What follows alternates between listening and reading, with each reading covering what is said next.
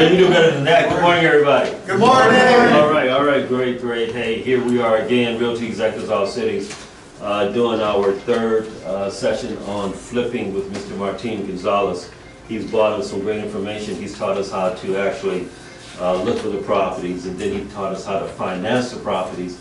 Now he's going to show us how to rehab the properties. Has anybody been getting any good things out of this? Oh, yeah. Absolutely. It's been a great session, and we're going to continue to move on. So without further ado, I want you to put your hands together for Mr. Martin Gonzalez. Thank you, Michael. Good morning, everybody. Good morning. All right, so today's the third session of our series, and I just want to recap what we've been covering. So this is a question. What is ARV? After repair value. After repair value. After repair value. So that's going to be, for any rehabber, that's the language. First of all, I want to start with the first session, how to locate them and to see if they make sense or not. You guys have any questions on that before we move on? Okay? Well, I wasn't here the first session, so Okay. anything to recoup that would be great. Okay. Well, I don't want to waste too much of the whole time of the session time for sure. got it. Pretty much is the whole, I'm going to give you a worksheet of this. Okay. This is where you list out the property, the numbers, to see if it makes sense or not. So I'll give it to you after that minute. The second session, we cover financing. And the most common finance that we use is hard money. Hard money, why? Because you use other people's money. You don't have to qualify for it. However, the property has to qualify for it. So that's the beauty of a hard money financing, that it has nothing to do with your credit, but it's all about the property. But when you're flipping, it should be all about the property, because if the property is not good, you shouldn't be buying it. You know, unless you want to live in it, then it's a different story. But to flip is all about the property. Okay? What we're going to cover is rehabbing it. Out of the experience that I've done on all the flips that I've done, the properties that I made the most money is the ones that my rehab budget was on point or under. There's a few that went over, but I was able to make it up on the sales price. The ones that were really hard and made very little money is when I have to switch contractors.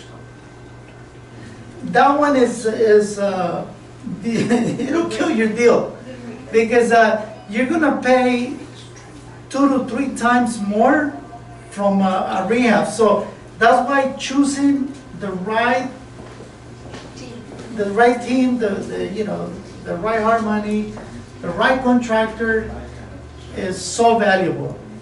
One of the things that I learned is, the biggest thing that I learned, usually you get what you pay for. You know, when I started, I would go with the cheapest bid, and usually have to hire somebody to come in and clean the mess. You know, the other point is on rehab, and it's just being clear from the beginning. Okay, what are you go through the items that you're gonna get done, because the biggest thing that I found out when doing rehabbing is assumptions. Oh, I thought you were gonna do this. Oh, I thought you were gonna do that. No, if you don't have it written, there's so many things that come up. Once you start moving walls, taking cabinets, it's like, what? They didn't account for that. So I want to keep it as simple as we can when you start. So I found a magic number on rehabs, and I want you to write write the number down. 12% of the after repair value. I went back and analyzed about 20 to 20, it was 20, 25 properties that I rehabbed in the past. And the magic number that was keep on popping up, it was 12%. Let me explain. If I sold the property for $300,000, I calculated times 12%, that's very close to the money that I spent on rehabbing the property. If I close the property at $1 million, I use 12% and I'm very close on my formula. Now, the reason I'm close on those formula because the properties that I'm doing are just rehabs. There's no additions done. It's just property that you come in, you change the kitchen cabinets, you change the flooring. Some of them were the roofs, bathrooms, doors. So just so when you're going out there looking for properties, use 12%. That's very, very accurate, and it'll just give you the idea. So 12% of what? 12% of after repair value. So we're looking So let's say I found a property for $300,000, Okay. and my projected after repair value is $400,000. I'm gonna use $400,000 times 12%. That's the number that I found. That's just a quick and dirty way to find out where you are. Because see, when I see a property, I use the 12%. If I get the property, then I bring my contractor in. Hey, come over here. Look at it, because then he will give you the right numbers. Now, you want to have a good relationship with the contractor, don't waste their time. Because their time is just, or ours is very valuable. So, the contractors, they're happy to go and help you on something that you already have in the bag. Okay? So, if, for example, I'm looking at a property, this one looks good. I'm not going to look at it. Hey, Nick, can you come meet me at this property? I need an estimate from you. Chances are, I'm not sure if I'm going to buy the property or not. So, why would I be wasting his time going out there giving me all kinds of detailed bids if I'm not going to get the property? That's why I'm using the 12%. Now, 12% is just on a normal rehab around Southern California. Other areas may change, but this is based on actual data of properties that I rehab. So just remember the number. The reason I asked Jose earlier, because I was curious what he used. He came in under the 12%. Hey, if you come in under, God bless you. It's not easy to come under, So, but 12%, remember the number, okay? Moving forward, I have a handout on house inspections. Based on this, I'm using the 12%. So if there's something, if it needs regular fixing, replacing kitchen cabinets, remodeling bathrooms, everything should be covered on the 12%. Now, if you go to a property and as soon as you walk in, you start going sideways and the foundation is shot, that's why you want this. This has the main keys that you want to. If you find something really wrong here, then obviously the 12% is not going to work. So this is like a cheat sheet, 12%, and go over this form. You're going to get a really good idea right away on the property.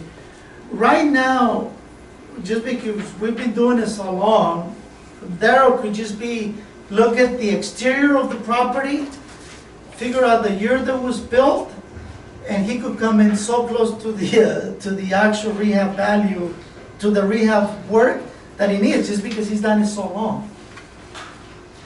Same thing with Nick. I mean, he will look at the exterior of the home and just the number starts clicking and boom, you come to a number. Okay? So, remember, 12%. Okay. Now, I'm gonna move forward on, once you do the sheet that I already gave you, and let's say you submitted an offer and they say, okay, the property's yours. It's not you, you gotta accept it as now you have time to do your due diligence. One of the things that we do to add value, we go into the property and we look at removing walls, raising ceilings, adding bedrooms, adding bathrooms, converting garages, convert porch or attics into extra rooms, add patio or decks. Those are the things that we look forward. The last one that we've done that they're really quick, let's say we get a 3-bedroom, 1-bath house, 3-bedroom, 1-bath home. We looked at the floor plan, say, okay, we have a little room to add a second half a bathroom, 3/4 of a bath. That's a big value because we're not adding square footage, but we add in an extra bathroom. Right now, you need at least 2 bathrooms on a 3-bedroom house. So that's one of the very first things that we look. Actually, one of the rehabs that we have going right now, we already figured out where the 3/4 of a bath is gonna go. Right there, that was the first thing that we looked at. Because you have 3-bedroom, 1 bath. But we have enough square footage to add the second bathroom. Another big thing that is happening right now, we haven't done it ourselves, but the properties in LA County, was it California or LA County? LA County. You could legally convert garages to living quarters. I mean, it already passed. Obviously, you have to go through the building and safety, you have to pull permits, do the whole 9 yards. But the reason they're doing this is because we have an issue with housing. You know, we just don't have any more land to build.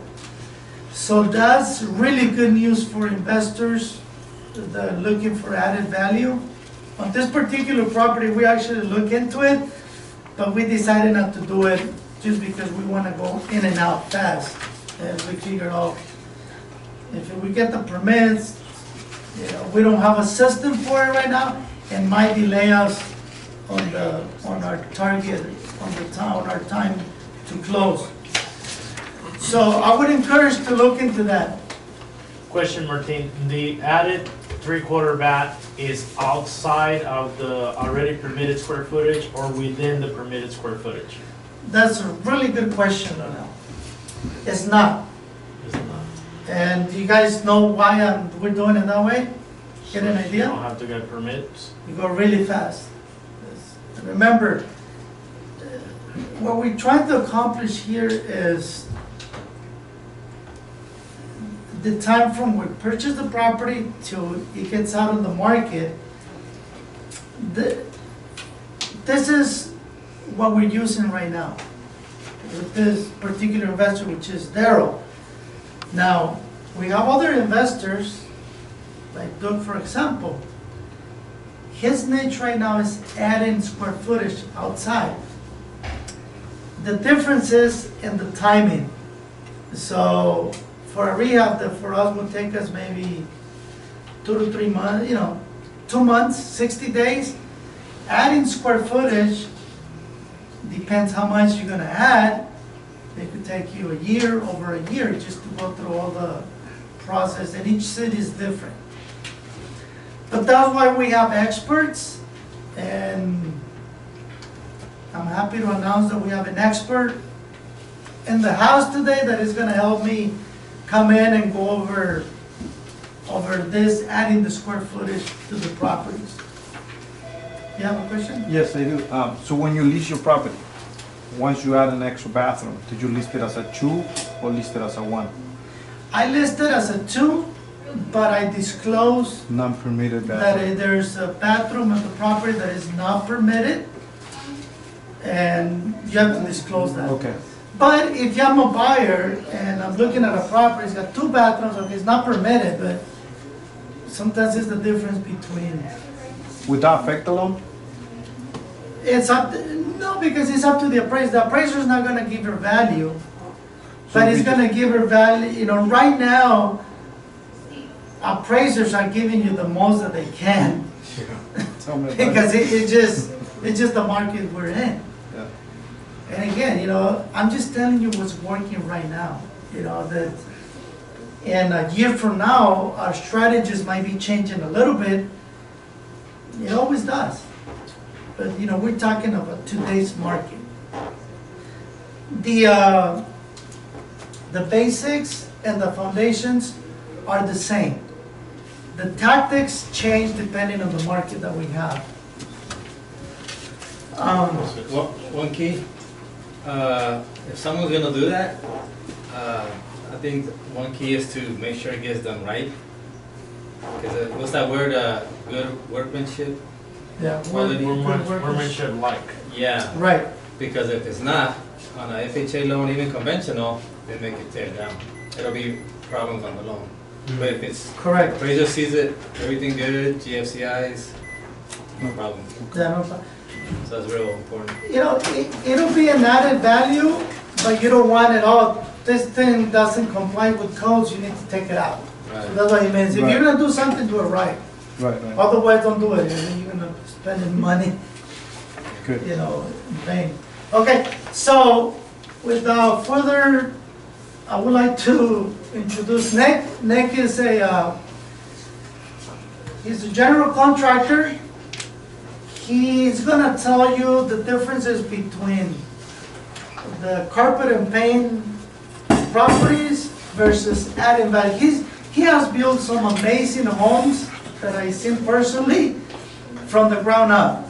Sometimes he just leave a piece of a wall, so we don't have to get a new, they don't charge, the city doesn't charge as a new home, but it will be a remodel, but it's pretty much brand new. So, Nick, why don't you come and give us,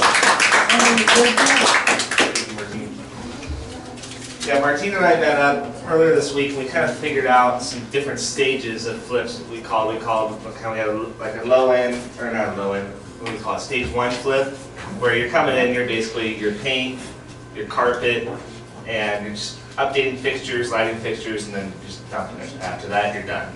That's something that sometimes you can get away with in the lower income neighborhoods, or the lower, you know, like you go in South Central or somewhere like that. You don't really have to put a lot of money in, because the price is so low, people want to get it anyway. And then we had like a stage 2 flip, which is where you're getting into you're upgrading your kitchens, your cabinets, your countertops, your bathrooms, you're redoing tile, you're doing, you know, this is kind of comprehensive flip, which is where the 12% ARV really comes into play there, where you can pretty much count on spending that 12%. We had the stage 3, which is what my dad, Duke, and I do a lot of times, where you're adding square footage. That's something that we've been doing a lot of master suites, where you can go in, you just add it in the back, and obviously at that point you're working with permits with the city, and it's about a 6-month process when you do that. Whereas if you do just stage 2, where you're just remodeling what's there, maybe adding 1 bathroom, you can get that done about 2 months. Is a reasonable time frame. So those are kind of the different stages that we came up with on there. So how many have you guys actually done a flip, out of curiosity? So some of you guys, I mean, you've been in here and done it, so you know the importance of what Martine was talking about, where the schedule is important, getting their budgets set lined up, and knowing how much that you want to spend. So in the handout right here, we have working the plan. First points are, staying on schedule. Like Martine said, when you have to switch contractors, that is a big, huge expense that incurs when you have to go through that, because not only are you, usually, in my experience, when I've had to switch contractors before I was licensed, you switch contractors because you gave them a bunch of money and they didn't do what they're told to do, or they're taking way too long to do it, so you just can't afford it anymore. And it's usually because we went with the cheapest contractor. So that's actually one of the things that led to me getting licensed, was being screwed over so many times. I'm like, I'm done. I'm gonna get the license, and I don't want to be that guy, for other people either. So that was one of the things because that kills your profit right away. Another thing is staying on budget. Again, like Martine said, you get what you pay for in a contractor. Usually, if you go with the cheapest guy, it usually means he has to take on more projects to make the money that he needs, which means he's going to take longer on your project. Is ultimately what's going to happen there. And then C is ensuring quality. I've already heard some of our team talking about you can do a bathroom without permits, but like they said, do it right. Don't Mickey Mouse it. Don't take it, it's going to look great on the outside, but the moment they go into the house, during your home inspection, during escrow, the jig is up. The home inspector is going to call out anything he can. He's already skeptical because it's not permitted. So you want to make sure that you've done everything right. So that's, for me, what I do is doing a project right now in LA, no permits. I added the bathroom and enlarged it and everything, but everything is done perfectly to code, and I took pictures of everything. So if we do get stopped by an inspector or something like that, I can say, okay, well, at least I've got everything documented, and I know when he inspects it, we're going to be okay because we've done everything right. So it's okay not to pull the permit. In fact, I encourage that, because you save yourself like $2,000 at least in just permit fees, not to mention your timeline. But just make sure it's done right. Also, depending on the stage of your flip that you're going through, sometimes there's a lead time on materials. So if you're building a house in Venice, you're in Venice Beach, you're going to use higher end materials, which a lot of times means you're going to have to order. That means you can't just go to Home Depot and pull it off the shelf. Your fixtures are not going to be Glacier Bay or Delta or something like that. You're going to be going with something that's obviously higher end, and there's a lead time on your materials. So that's something you want to account for in your planning.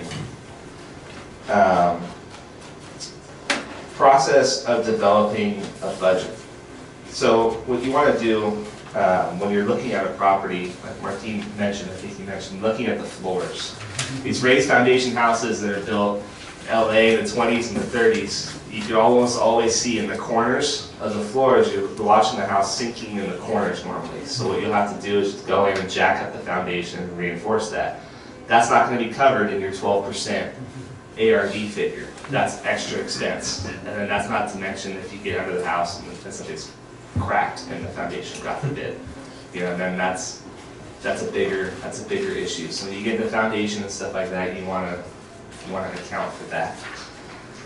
Also, you can even look at roofs a lot of times, and you can see, okay, hey, there's some shining around the edges of the shingles. Okay, that means you're going to pretty much need a new roof. Or if it's doing this, nice and wavy, means it's probably built on top of shingles, which the home inspector is probably going to call out in the end.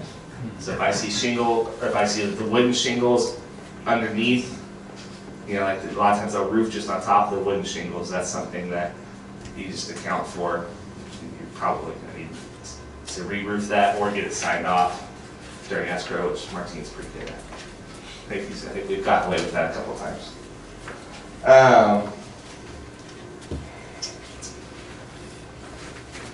But that's something you do on the a lot of times you can walk through the property at least once before you buy. But again, like Martine said, you bring the contractor in after you've got the property. Because I've I've had a lot of people will call me and say, hey, I want to buy this property. Can you come look at it with me? I'm like, well, do you have it? Are you an escrow? Are you, what's going on? And then, oh, no, I'm looking. I have an investor that might want to buy it. I'm not going to go to that because, like Martin said, that's you guys wouldn't probably go to that either if I called you. I might be interested in buying a house. Well, call me when you're interested. Is kind of what it's going to be. But once you get into the house, then that's when you can find the things. A lot of times with foundations. One example of a house that we did that turned out really well too is looking at your floor plans. A lot of times you can convert. There's a lot of wasted space in the living and dining areas of the houses. We did a house in LA, kind of the West Adams neighborhood over off Crenshaw and Adams. It was a Spanish-style house, and we had all these issues I just laid out for you. Foundation, we had to go through. I had to jack up the foundation. Plumbing was shot. Electrical was gone. I mean, all that stuff all had to get done. So by the time we were done with the house, it's basically there was nothing left that these people would have to do when they bought it. And we also converted the dining room into a bedroom because there was plenty of space to do that and create an additional dining room. So we took this house from a 2-bedroom, 1-bath to a 3-bedroom, 2-bath by the time we were done. And that was all using the existing square footage. And that was, you guys got permits for? And we did permit that because we wanted that value. We wanted that 3.2 value by the time we were done. And an inspector's going to come by and call you that anyway when he sees all your stucco is knocked out by your foundation. You're going to get rolled anyway, so might as well pull a permit and just not piss off the inspector from day one. So, and then also we can go to this page 93 here, the 15 key provisions for the contract. The contract protects you, and the contract protects the contractor. Like Martin said, and I've been in this situation too, where I've been talking to even one of my subcontractors, and I say, well, you said you're going to do that.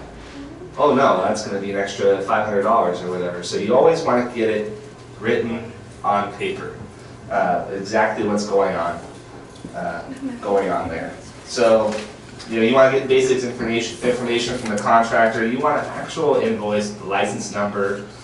If you're going that route, I know a lot of times with flippers, it's more profitable sometimes to use an unlicensed contractor. But again, you're running into the issue of, okay, if they're cheaper, doesn't necessarily mean they're better. It doesn't guarantee you much.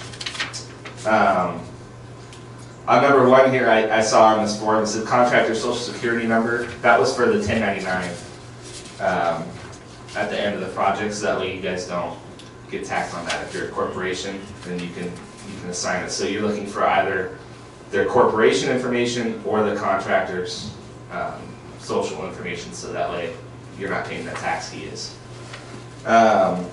Scope of work, you want that in details on the project. So are we adding square footage, or are we just rehabbing existing? All that kind of basic stuff. What kind of tile do you want? What kind of flooring are you looking for? A lot of times, what I'll do is I'll say, you buy the flooring materials, I'll install it. That way, we don't have to fight over. Well, you want a tile that's $5 a square foot, and I only bid it for $2 a square foot. Yeah, well, that's usually how I'll work that. Proof of insurance. That's also a good thing to have. Not to exceed. You can sometimes make agreements with contractors saying, hey, we're not going to go over this price. Some contractors will do that. But then again, that's when you've really detailed out exactly what you want to do. That would be a really detailed contract. Contractors will always need the original drawings and plans. If you're doing permits, we need the stamped ones, the ones that are stamped from the city, because inspectors can be looking for that.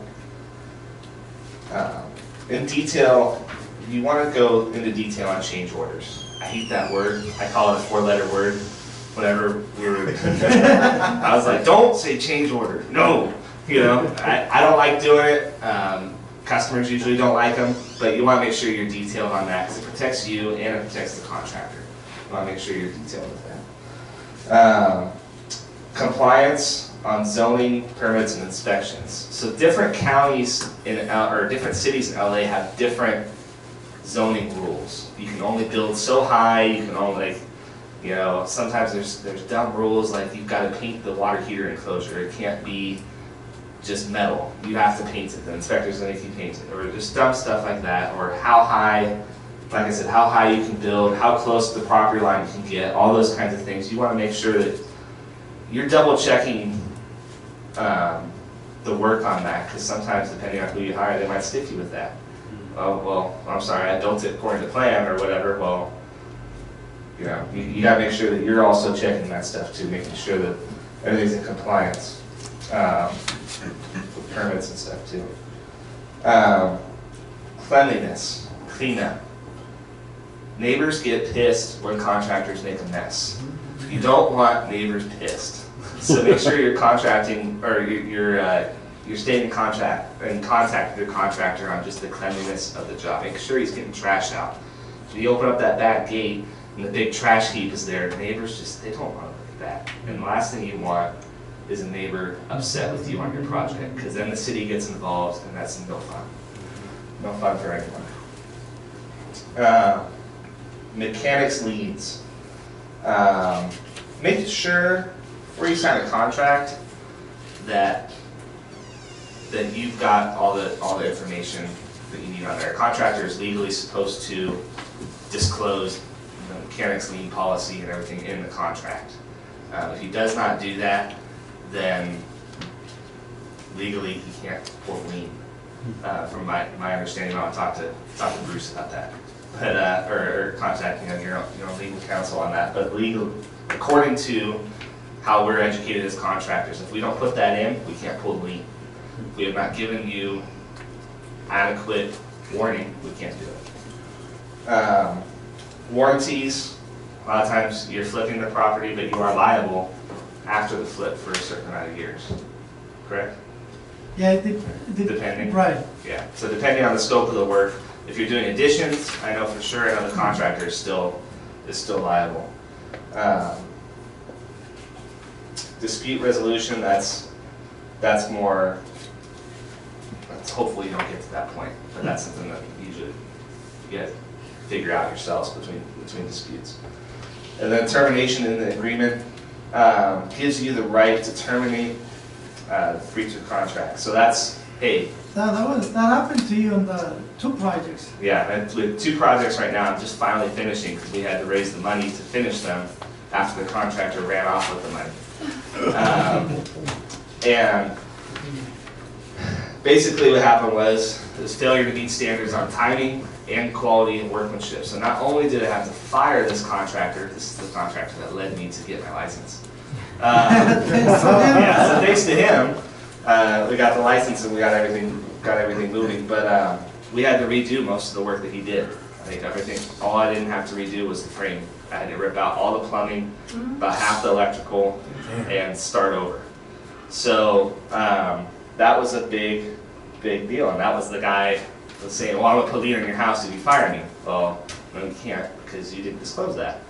You know, so, but anyway, so you wanna make sure that that's laid out in the contract saying, hey, if we get to 3 months and you're not done with this thing yet, I have the right to terminate you.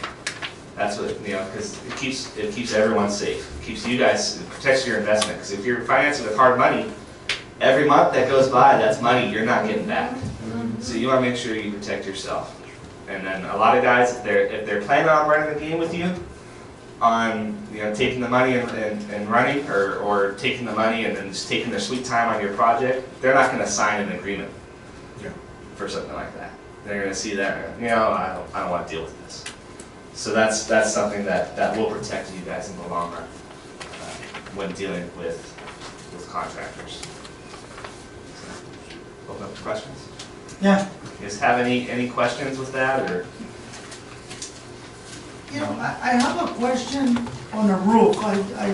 I have this property that I'm negotiating, but on one side of the house, the roof is, what do you call it when the roof is like this? not flat, but it's got the two, That pitch. the pitch. Yeah. On one of the pitch, is completely like sagged in, like, it's not like wavy, like there's many roofs, it's just a big one. On something like that, is it, best to just rip it off and put a new framing for the roof, or what would you do on that? I would say so, because at that point, that's the integrity of the lumber that's holding it, Okay, yeah, all right. unfortunately. Yeah, that, so see, for that property, Daryl I might have cannot a use trick, the but- 12%. You see, that, Yeah. it goes, These old 100-year-old houses, the roofs are really weak. Yeah, they only built it with 2 by They only 4s. put 1x2s or something. Yeah, And they put, some of them had gaps in, so you put 3 or 4 layers of tile, or roofing tile on that, and it's a tremendous amount of weight, and the roof's gonna sag. The only way you can get around that, you gotta take it all off, put new joists, and I then put a plywood on it. right.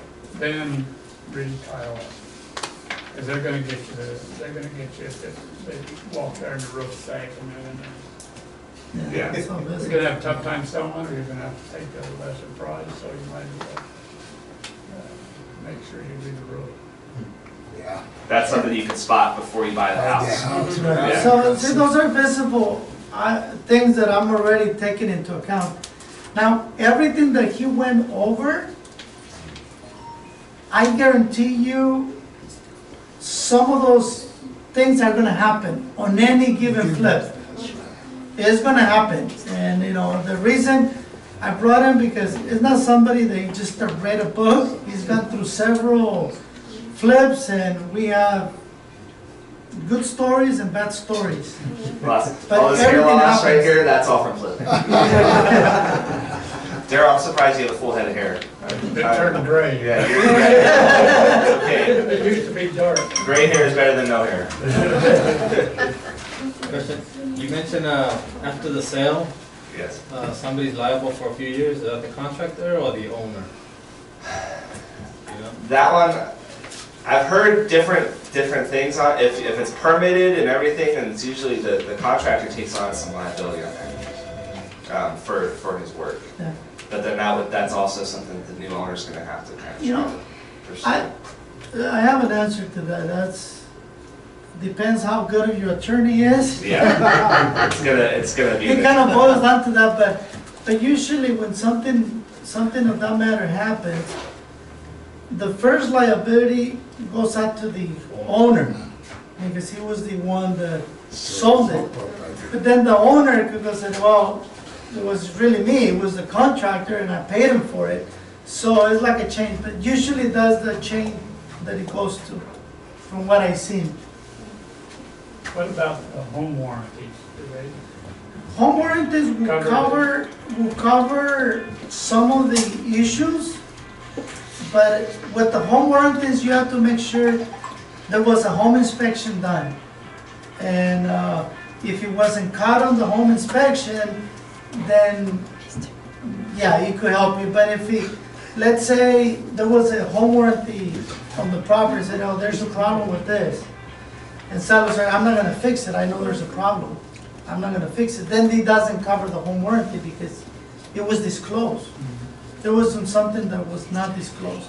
So whenever, like on all the flips, right now what I'm writing on, I have a stamp on all my disclosures that it explains, seller has never lived at the property, has limited knowledge of the condition of the property. This property was purchased with the intent of fix and sell. Seller's not liable for any,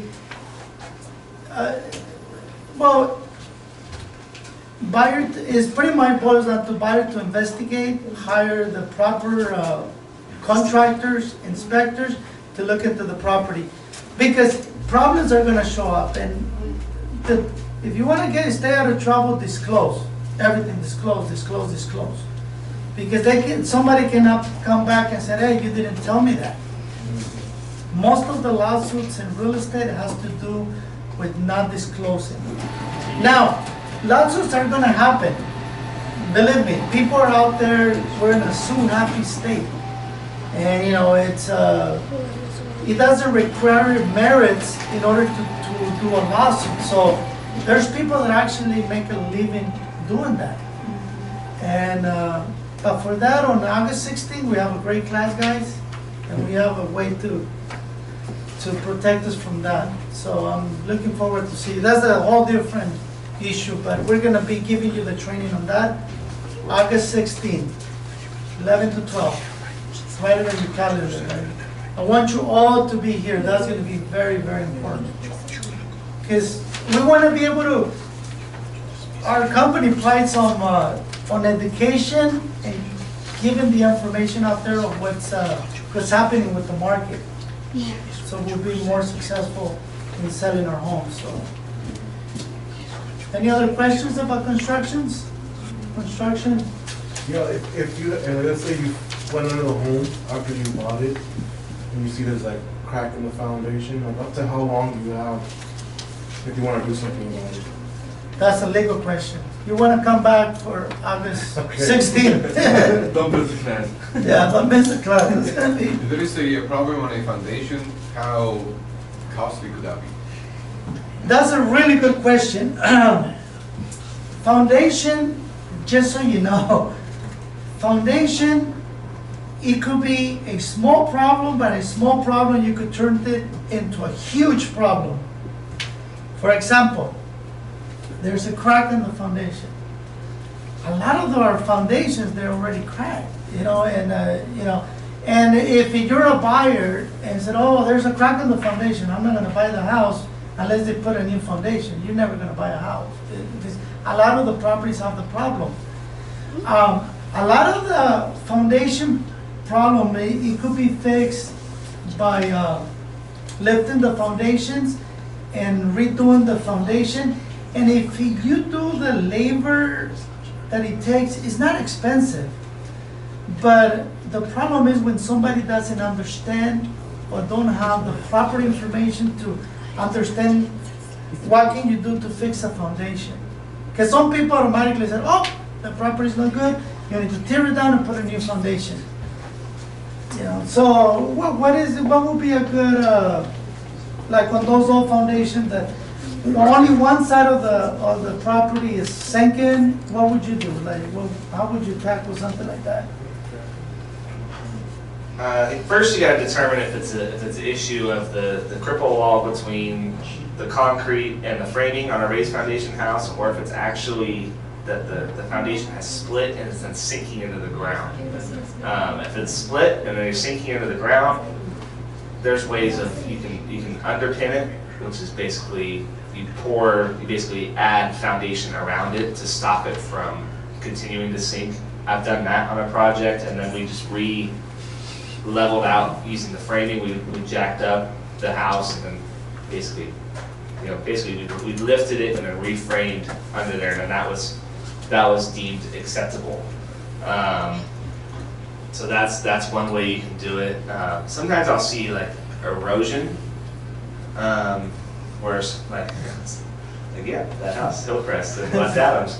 There's one part of the area of the foundation where it had started to kind of erode a little bit.